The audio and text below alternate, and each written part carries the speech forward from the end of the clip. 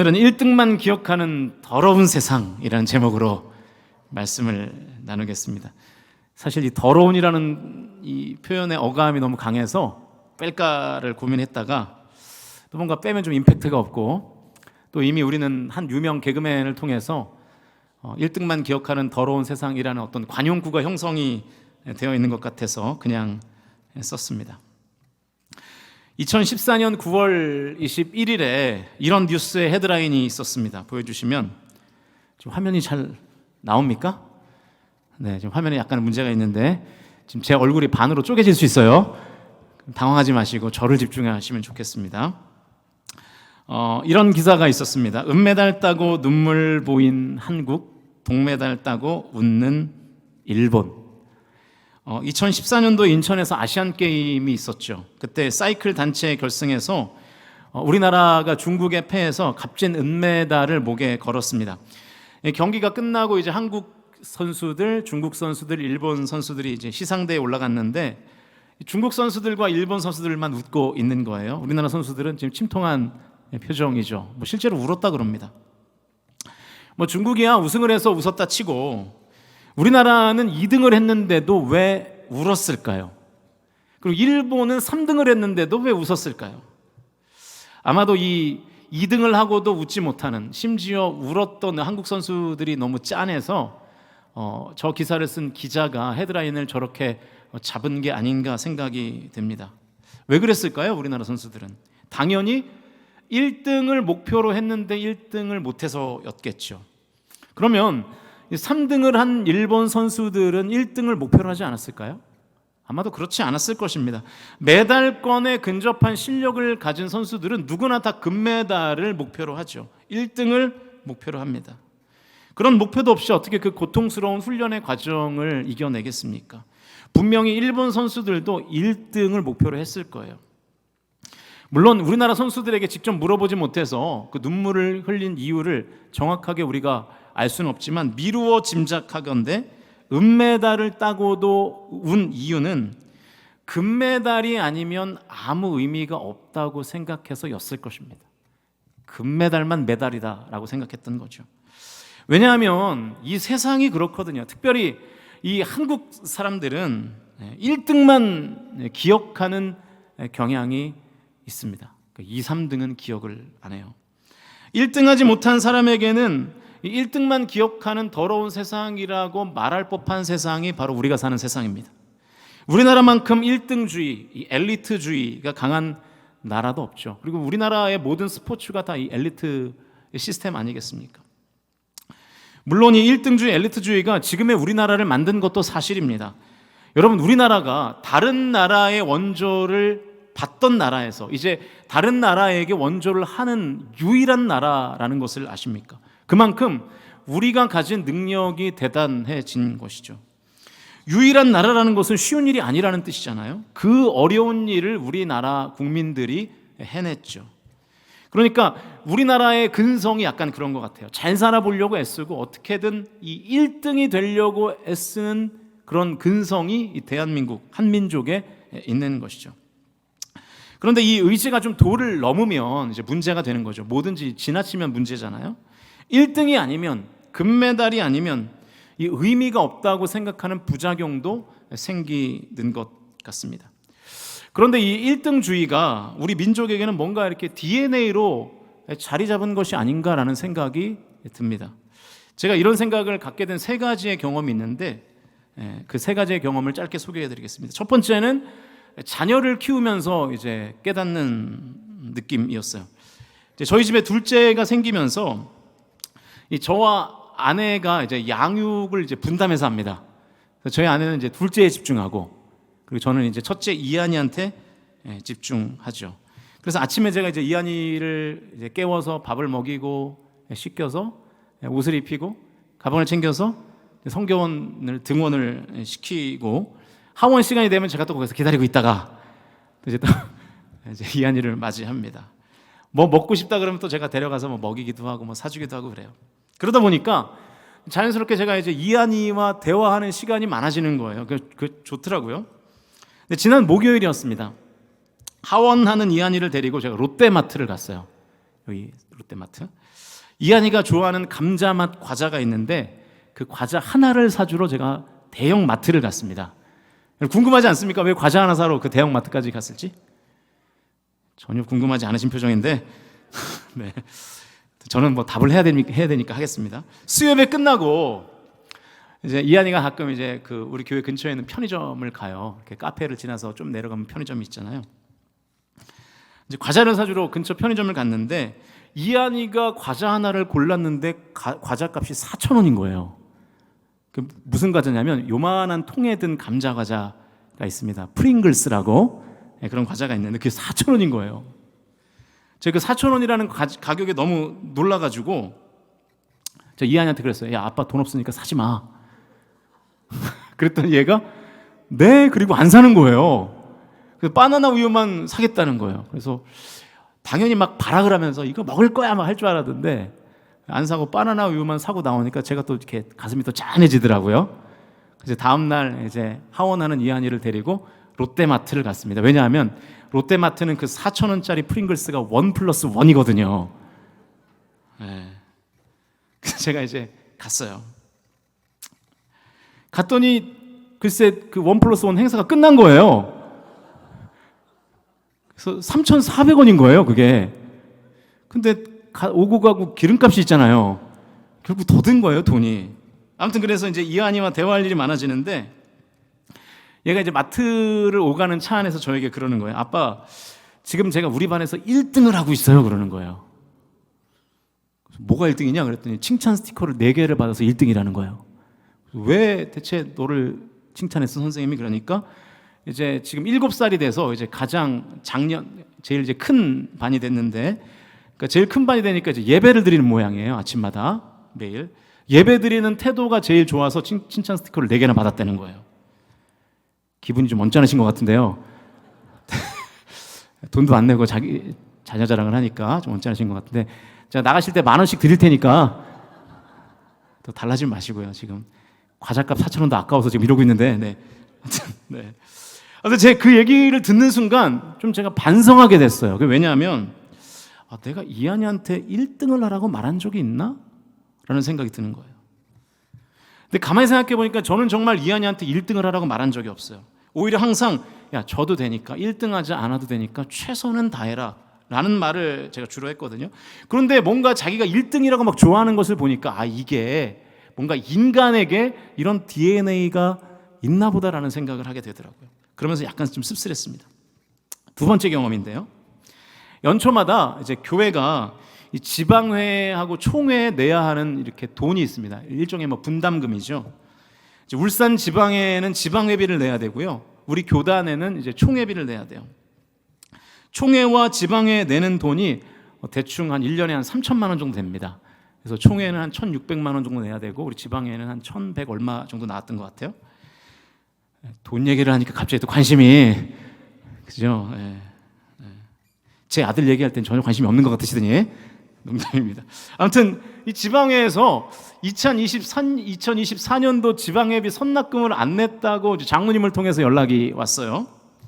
근데 제가 지방회가 요청하는 공문을 받은 적이 없거든요. 그래서 제가 이제 지방회에서 그 일을 담당하시는 목사님께 전화를 드렸어요. 아니, 공문도 안 보내고 돈단을 내는 게 어딨냐?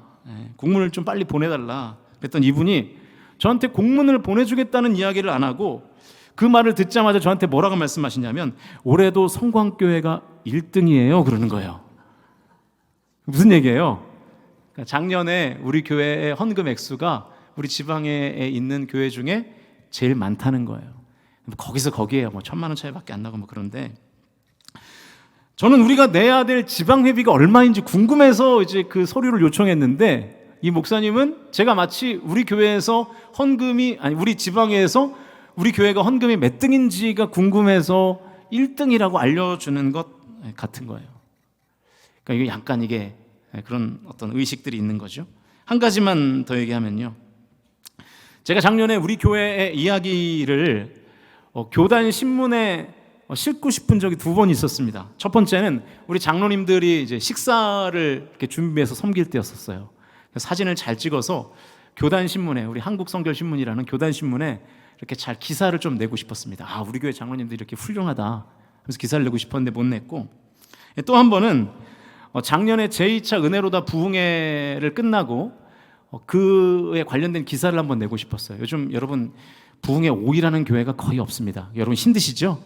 5일하는 교회가 없는데 그래도 우리 교회는 끝까지 5일을 하고 있다, 뭐 이런 거를 좀 이렇게 기사로 내고 싶어서 제가 이제 이영진 목사님한테 한국성결신문사에 연락을 해서 그 기사를 좀 한번 내도록 좀 해봐라 그랬더니 이영진 목사님 답신을 해주기를 성결신문 측에서 거부를 했다는 거예요.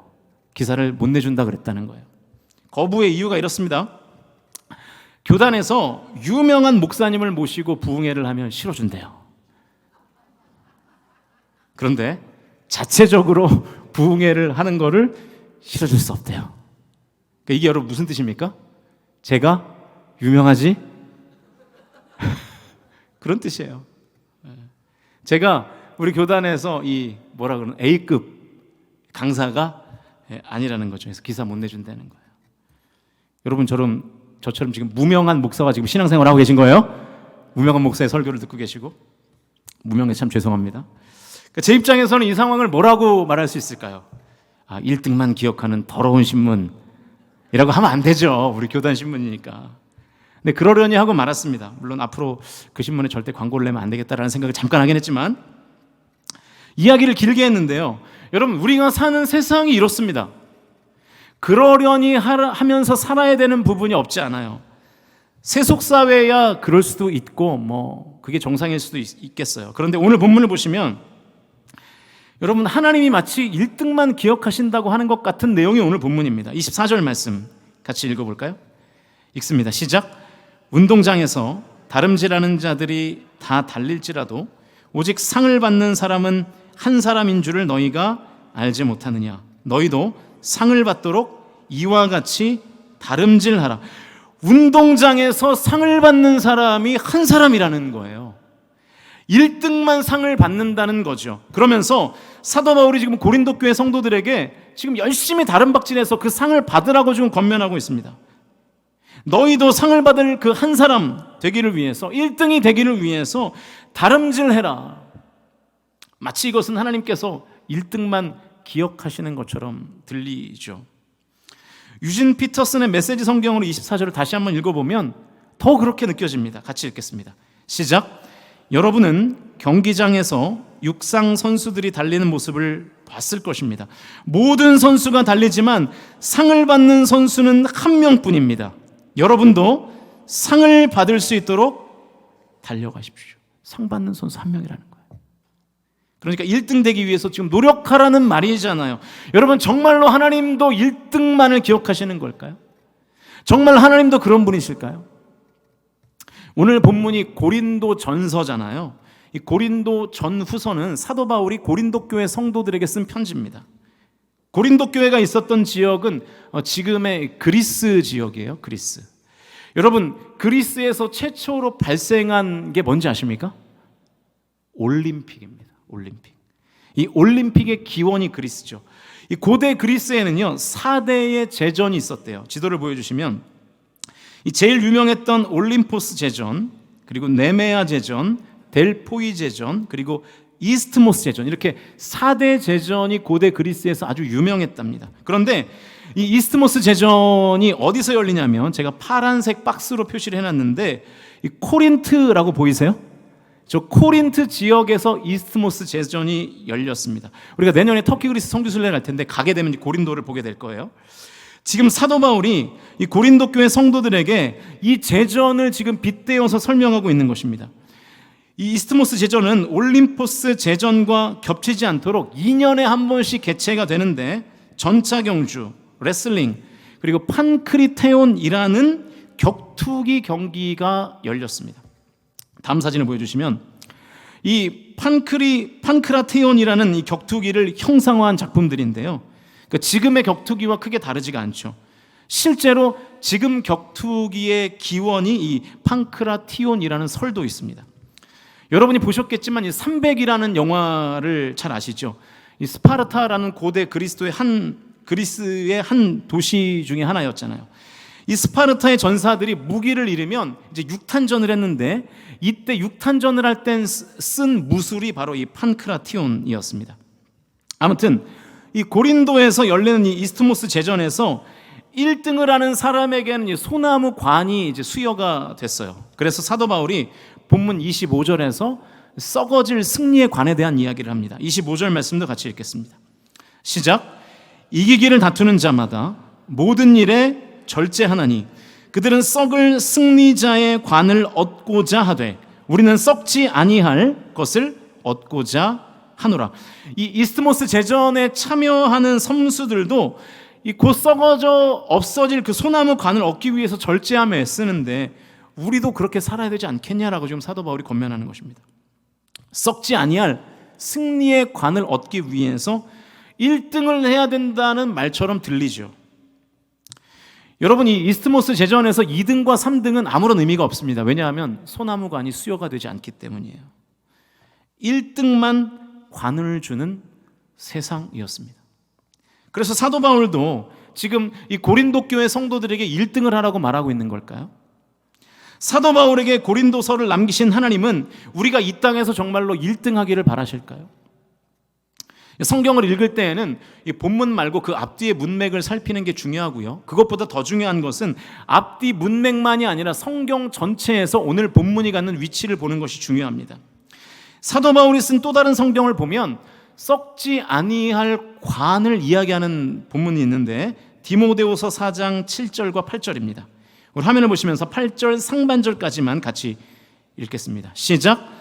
나는 선한 싸움을 싸우고 나의 달려갈 길을 마치고 믿음을 지켰으니 이제 후로는 나를 위하여 의의 면류관이 예비되었으므로 주 곧 의로우신 재판장이 그날에 내게 주실 것이며. 이 말씀은 바울이 자신의 임박한 죽음을 예감하면서 마치 유언과도 같이 쓴 성경입니다. 사도 바울이 뭐라고 말하냐면 이기기를 다투는 자마다 절제하는 것처럼 나도 선한 싸움을 지금껏 싸웠다는 거예요. 달려갈 길을 마쳤다는 거예요. 지금 이게 무슨 말이냐면 내가 지금 1등 했다는 뜻입니다.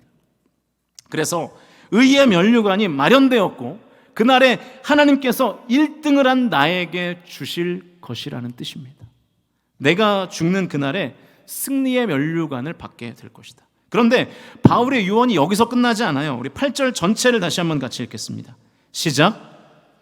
후로는 나를 위하여 의의 면류관이 예비되었으므로 주 곧 의로우신 재판장이 그날에 내게 주실 것이며 내게만 아니라 주의 나타나심을 사모하는 모든 자에게 도니라. 할렐루야.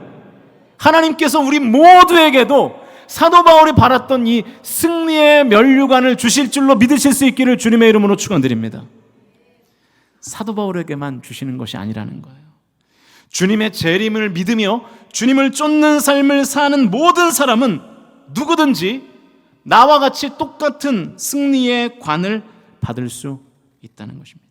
이것이 하나님께서 바울의 손을 통해서 우리에게 전해주신 것이죠. 그러니까 여러분, 이 말씀이 무슨 뜻이냐면 이런 뜻이에요. 사도 바울은 1등이었다. 그리고 너도 1등이 될 수 있다 라는 뜻입니다. 1등이 한 명이 아니라는 뜻이에요. 이 말을 우리가 일반적으로 사용하는 말로 바꾸면 이렇게 됩니다. 세상은 나를 상대평가하지만 하나님은 나를 절대평가하신다는 거예요. 세상에서는 우리를 상대평가하기 때문에 1등은 한 명입니다. 그러나 하나님 나라에서의 1등은 여러 명이 될 수 있고 심지어 모두가 1등이 될 수 있는 줄로 믿으실 수 있기를 주님의 이름으로 축원드립니다. 여러분, 이게 얼마나 큰 은혜입니까? 하나님께서 우리 모두를 다 절대평가하신대요. 다른 사람과 나를 비교하지 않고 하나님과 나 사이의 관계에서의 절대평가를 하신다는 것입니다. 그래서 이 세상은 1등만 기억하는 더러운 세상이지만 하나님 나라는 모두가 1등이 될 수 있는 거룩한 세상인 줄로 믿으실 수 있기를 주님의 이름으로 축원드립니다. 그러므로 이 하나님 앞에서의 1등이 무의미한 동시에 아주 유의미합니다. 왜 무의미한가? 하나님 앞에서는 모든 사람이 1등을 할 수 있기 때문에 오직 한 사람만 1등을 차지할 수 있는 세상의 상대적인 평가는 우리에게 무의미해요. 그러나 그것을 절대자이신 하나님의 절대평가로 인해서 우리가 1등이 되는 것이기 때문에 그거 하나님의 평가는 절대적인 의미를 갖게 되는 것이죠. 바로 여기에 우리의 소망이 있는 것입니다. 여러분, 우리가 비록 이 세상에서는 아무것도 내세울 것 없고 이 세상에서 내가 단 한 번도 1등을 한 적이 없어도, 그래서 이름이 없는 무명한 존재라고 해도 하나님 앞에서는 우리가 얼마든지 1등이 될 수 있다는 것을 저와 여러분이 반드시 믿으실 수 있기를 주님의 이름으로 간절히 축복합니다. 제가 성경을 예로 들어볼게요. 여러분, 예수님의 제자가 몇 명입니까? 12명이죠. 예수님의 제자가 12명이기 때문에 세상의 기준으로 보면 이 12명도 1등부터 꼴등까지 아마 쭉 나열할 수 있을 거예요. 여러분, 이 12명의 제자들의 이름을 다 혹시 외우시나요?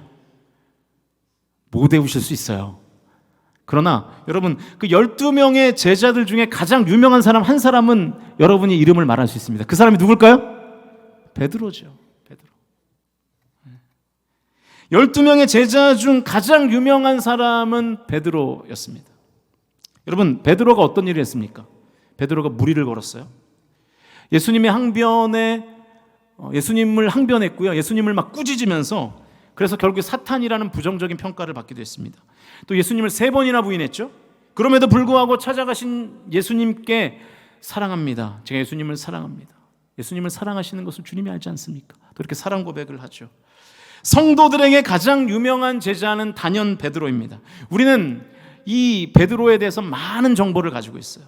뭐 많이 알아봐야 뭐 베드로, 야고, 요한 정도, 야고보, 요한 정도 알겠죠. 그 외에 나머지 제자들은 복음 밖의 사람들은 물론이고요, 성도들에게도 거의 무관심의 대상입니다. 여러분, 그 무관심의 대상 중에 안드레라는 제자가 있어요. 혹시 아십니까? 안드레. 네. 그런데 하나님은 이 안드레에 대해서 아주 중요한 정보를 우리에게 주십니다. 요한복음 1장 40절에서 42절 같이 읽겠습니다. 시작. 요한의 말을 듣고 예수를 따르는 두 사람 중에 하나인 시몬 베드로의 형제 안드레라. 그가 먼저 자기의 형제 시몬을 찾아 말하되 우리가 메시아를 만났다 하고, 메시아는 번역하면 그리스도라. 데리고 예수께로 오니 예수께서 보시고 이르시되 내가 요한의 아들 시몬이니 장차 게바라 하리라 하시니라. 게바는 번역하면 베드로라. 세례 요한의 제자였던 안드레가 세례 요한의 소개로 예수님을 만났고요, 곧 제자가 되었습니다. 그렇게 안드레가 제자가 된 직후에 또 베드로를 예수님과 연결시켜요. 그래서 베드로가 제자가 됐어요. 형제였던 베드로를 예수님 앞으로 인도하여 예수님의 제자가 되게 한 사람이 바로 안드레였습니다. 그러니까 여러분, 안드레는 사실 베드로처럼 하루에 3,000명씩 회개시키는 명설교가가 아니었습니다. 매사에 앞에 나서는 성품의 소유자도 아니었습니다. 안드레는 언제나 그냥 제자들 속에 파묻혀 살았어요. 그러나 중요한 것은 뭐냐면, 안드레가 없었더라면 우리가 익히 알고 있는 제1등 제자 베드로는 없었죠. 성경은 안드레에 대한 이런 이야기도 소개합니다. 예수님께서 벳세다 벌판에서 말씀을 가르치시고 병을 고치시다 보니까 해가 이미 져가지고 저녁이 된 거예요. 식사 시간이 되어서 제자들이 군중들에게 이제 흩어져서 저녁을 드시라고 권면합니다. 그때 예수님 제자들에게 이렇게 말하죠. 너희들이 먹을 것을 줘라. 제자들이 얼마나 황당할 노릇이었겠습니까? 왜냐하면 그 자리에는 남자만 5,000명, 그러니까 적어도 10,000명에서 15,000명, 많으면 20,000명이 모여 있었거든요. 이 사람들을 제자들이 어떻게 다 먹입니까? 그때 계산이 빠른 빌립이 이렇게 말하죠. 이 사람들을 다 먹이려면 200데나리온의 돈이 있어야 됩니다. 당시에 데나리온은 한 사람의 노동자의 하루 품삯이었습니다. 그러니까 200명의 하루 품삯이 필요하다는 거예요. 불가능하다는 얘기죠. 그런데 안드레만큼은 너희가 먹을 것을 주라는 예수님의 명령에 무조건 불가능한 소리로 듣지 않습니다. 그래서 어떻게 하냐면, 적어도 10,000명이 넘게 앉아있는 그 사람들을 일일이 한 명 한 명 다 찾아다니면서 혹시 먹을 것이 있는지를 물어봐요. 그래서 결국 어린아이가 가지고 있던 보리떡 5개와 물고기 2마리를 찾아내죠. 안드레가 먹을 것을 가지고 있는 어린아이를 찾아내서 예수님께 여러분 데려갔습니다. 예수님께서 그 안드레의 노력과 순종의 결과물을 보시고 오병이어의 기적을 일으키셔서 거기에 있는 모든 사람들이 다 배불리 먹고도 음식이 남았죠. 여러분, 안드레가 없었더라면 오병이어의 기적은 없었을 것입니다. 여러분, 제가 무슨 이야기를 하고 싶은지 아시겠죠? 하나님의 말씀을 믿는 우리조차 잘 관심을 가지지 않는 안드레지만 그의 중요한 행적이 성경에는 분명하게 기록되어 있다는 것입니다. 하나님은 안드레에게 관심이 있으세요. 베드로는 예수님의 수제자였습니다. 수제자라는 것은 좀 전에 말씀드린 대로 1등 제자라는 뜻이에요. 그래서 우리는 1등 제자인 베드로에 대해서는 별로 모르는 게 없습니다. 그러나 하나님은 안드레가 없었다면 베드로가 없었을 것이라고 말씀하십니다. 그리고 사복음서를 다 읽어보면 예수님이 일으키실 수많은 기적이 묘사되어 있는데 사복음서 모두가 언급하고 있는 유일한 기적은 안드레의 순종으로부터 시작했던 오병이어의 기적이 유일합니다. 베드로의 행적은 사람들 앞에서 아주 두드러져 보이니까 세상의 상대평가로는 베드로가 1등 제자겠죠. 그러나 하나님은 절대평가하시는 거예요. 묻혀있던 안드레, 잘 드러나지 않는 안드레, 하나님은 이 드러나지 않는 안드레도 1등 제자라고 말씀하신다는 것을 저와 여러분이 믿으실 수 있기를 주님의 이름으로 축복합니다. 그런데 하나님께서 우리에게 이렇게 절대평가를 하시는 거예요.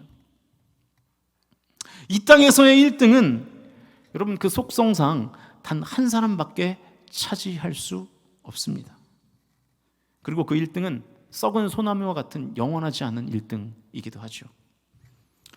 여러분에게 부탁드리고 싶은 것은 이것입니다. 성도 여러분, 세상에서 1등 추구하느라 한 번뿐인 귀중한 인생을 무의미하게 소진나는 어리석은 삶을 중단하십시오. 세상에서 1등하지 못했다고, 잘 나가지 못한다고 여러분 절망하지 마세요. 상대평가로 줄을 설 수밖에 없는 세상에서의 1등이 아니라 절대평가로 모두가 1등 될 수 있는 하나님 나라에서 우리 성광 공동체에 속한 모든 성도들이 1등을 추구하며 사실 수 있기를 주님의 이름으로 축복합니다. 지금 이 자리에는 어쩌면 딱 한 자리밖에 없는 세상에서의 1등 자리에는 있을지 모르지만 모든 사람이 차지할 수 있는 하나님 나라에서는 꼴등을 하고 있는 사람도 있고요. 반대로 이 땅에서는 딱 한 자리밖에 없는 1등 자리는 놓쳤지만 하나님 나라에서 1등을 차지하고 계신 성도님들이 계신 줄로 믿습니다. 저는 요즘 담임 목사로서 이런 소망을 가지고 있습니다. 정말 진심인데요. 여러분이 저의 목양을 받는 여러분이 이 땅에서 막 1등이 돼가지고 막 유명인 사람이 되어서 우리 교회가 막 재정적으로도 넉넉해지고 유명해지는 것 이제는 바라지 않습니다. 사실 예전에 좀 바랬어요. 이제는 바라지 않아요. 진짜로. 제가 우리 교회에 속한 성도들이 울산에서 뭐 1등 안 해도 됩니다. 우리 교회 정치인 없어도 되고요. 뭐 시장, 구청장 없어도 됩니다. 뭐 큰 기업을 하는 성도 없어도 됩니다. 제 말의 의도를 아시겠죠? 이 세상에서의 1등이 중요한 게 아니라고요. 그러나 우리 교회에 하나님 나라의 1등이 좀 많아지시기를 축복합니다. 저는 우리 교회에서 뜨거운 1등 예배자들이 좀 많아지시면 좋겠어요. 우리 교회에서 뜨거운 1등 기도자들이 많아지시기를 주님의 이름으로 축원드립니다. 1등 기도자, 1등 순종자, 1등 봉사자가 우리 교회에 좀 있었으면 좋겠어요. 1등 헌금자가 좀 나오면 좋겠어요. 목사님 그 얘기까지는 하지 마시지. 근데 정말 저는 그랬으면 좋겠어요. 여러분 이 말을 오해하시면 안 돼요. 울산에 있는 교회에서 헌금 액수가 제일 큰 1등 성도가 우리 교회에 있기를 바라는 게 아니에요. 물질의 크기와 상관없이 하나님이 나에게 주신 물질을 정성스럽게 구별하여 하나님 사랑하는 마음으로 기꺼이 드리는 성도가 1등 헌금자인 줄로 믿습니다. 물질의 크기와 상관없이요. 성도 여러분, 우리가 딱 한 사람만 할 수 있는 세상에서의 1등 말고요. 모두 1등을 할 수 있지만 아무나 할 수 없는 그 1등에 도전하시는 우리 성광의 모든 가족들 다 되시기를 주님의 이름으로 축원드립니다. 이제 말씀의 결론을 맺겠습니다. 제가 요즘 이런 묵상을 되게 많이 하는데 오늘 설교의 주제와 맥이 다 있어서 조금 포인트는 다르지만 이 얘기를 나누면서 설교를 마무리할까 합니다. 여러분, 우리가 낙심하는 이유가 뭡니까? 우리가 근심하는 이유가 뭐예요? 궁극적으로 여러분, 내가 정말도 하나님을 더 사랑하고 싶은데 사랑하지 못해서 근심하십니까? 내가 주님을 더 예배하고 주님께 더 기도하고 싶은데 그거를 못해서 근심하시는 성도님 계세요? 우리 근심의 대부분은 내가 원하는 부분에서 1등을 하지 못해서 오는 근심입니다. 여기서 말하는 1등은 내가 원하는 대로 되는 것의 상징이라고 볼 수 있겠죠. 왜 하나님, 나는 저 사람보다 뒤처져 있습니까? 왜 저 사람은 1등인데 나는 2등입니까? 아니, 왜 저 사람은 1등인데 나는 저 뒤에 있습니까? 우리 불평과 낙심의 구도가 다 이런 거 아니에요? 솔직히 왜 저 사람은 빨리빨리 앞으로 가는 것 같은데 저는 뒤쳐져 있습니까? 이거잖아요. 근데 여러분, 한번 조금 인생을 입체적으로 보세요. 내가 관심을 기울이고 집착하는 부분에서는 내가 저 사람보다 등수가 밀려나 있을 수 있어요. 저 사람은 1등이고 나는 꼴등일 수 있습니다. 그런데 삶을 좀 작게 보지 마시고 조금 더 넓혀서 입체적으로 보면, 그리고 자세히 들여다보면 1등이라고 생각했던 그 사람이 다른 부분에서는 나보다 늦는 경우가 대부분이에요. 대부분이라고 말할 수도 없어요. 이거 100%예요, 여러분. 저를 믿으세요. 이것은 제가 거의 임상으로 확인을 한 거예요. 저는 여러분 목회를 하는 사람이잖아요. 제가 우리 교회에서는 300명을 지금 목양하고 있지만 제가 그동안 겪었던 교회의 모든 샘플을 더하면 한 5,000 샘플은 될 겁니다. 그러니까 믿으셔도 돼요.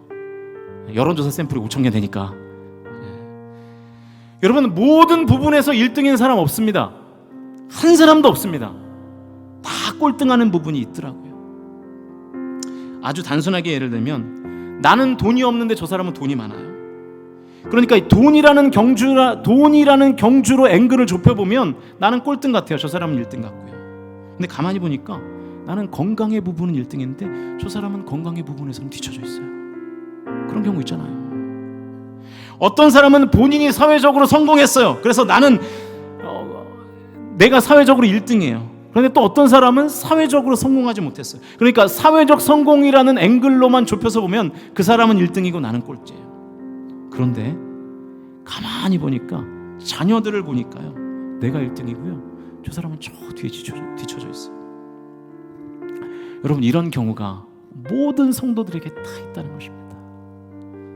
여러분을 예로 들면 기분이 나쁘니까 저를 예로 들을게요. 좀 교만하게 들리실 수 있는데 여러분 이해하고 들어주십시오. 지금 제 동기 중에, 아니 동기들뿐만 아니라 저보다 뭐 한두 살 많거나 저보다 후배들 중에서 지금 제가 제일 큰 교회에서 목회합니다. 다 뭐 여러분 덕분이죠. 하나님 덕분이고. 제가 아는 바로는 그래요. 지금 여러분 제가 1등이에요. 그런데 여러분, 제가 꼴등인 게 있어요. 그게 뭐냐면 자녀 양육의 부분에서 제가 꼴찌예요. 여러분이 뭐 이게 심각하게 생각 안 하시는지 모르겠는데 다 저보다 애를 다 먼저 키워놨어요. 제 동기 중에 한 명은 크지 않은 교회에서 지금 열심히 목회합니다. 최근에 담임 목회를 갔어요. 부교역자 없는 교회에서 열심히 목회해요. 그 동기가 저보다 나이가 1살 어린데 자녀들 결혼을 빨리 해서 자녀들을 빨리 키워놔가지고 자녀들이 이제 중학생들이 됐어요. 근데 얘네들이 뭘 하냐면요, 이제 부교역자들이 없으니까 이제 사모님이 이제 교회 학교를 이제 맡아서 하시는데 이 두 아들이 교회 학교 교사를 해요. 중학생 애들이 너무 잘해요. 어떤 교사들보다.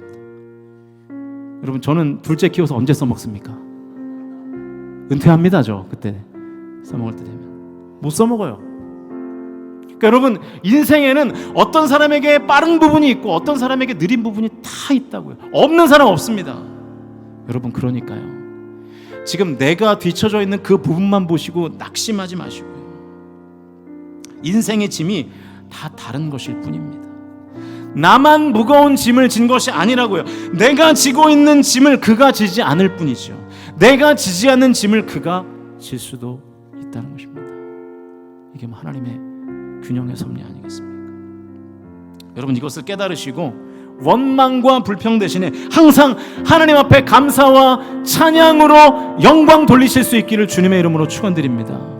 하나님, 나에게 이 부분이 좀 부족하지만 하나님, 나에게 이 부분을 더 강하게 하신 그 하나님을 찬양합니다. 이런 고백이 나와야 우리가 성도로서 온전히 사는 거 아니겠습니까?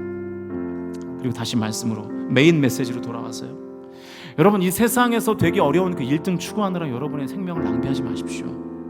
애쓰지 마시고요, 하나님 앞에서 우리가 모두 일습할 수 있는 그 하나님 앞에서 저 여러분 모두 한 사람도 낙오 없이 하나님 앞에서 1등 되실 수 있기를 주님의 이름으로 간절히 축원드립니다.